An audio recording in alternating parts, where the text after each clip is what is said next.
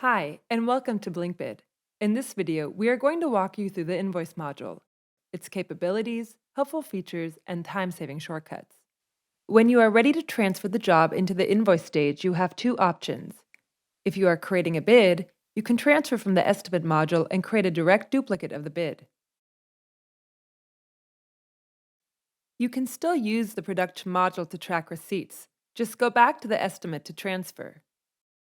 If you are creating an estimate, you can transfer from the Production module, which will bring into the invoice stage the actuals, the line items where receipts have been entered during production.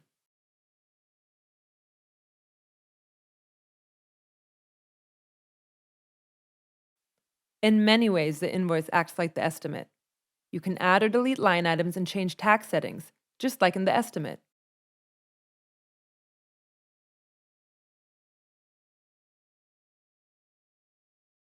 One difference is that in the invoice, you have the ability to create and customize specific invoice terms that appear only on the invoice document. Another difference is the handling of the advance invoice. Advance invoices are created in the estimate phase and are tracked in the invoice. Once created in the estimate window, they appear as pending payments in the invoice module. Once the advance has been marked as paid, it will become a payment received line item in the invoice and will appear on the printed document. When you are ready to send the invoice to your client, you can email that invoice from inside BlinkBid with the option to connect a Stripe account and receive your payment directly.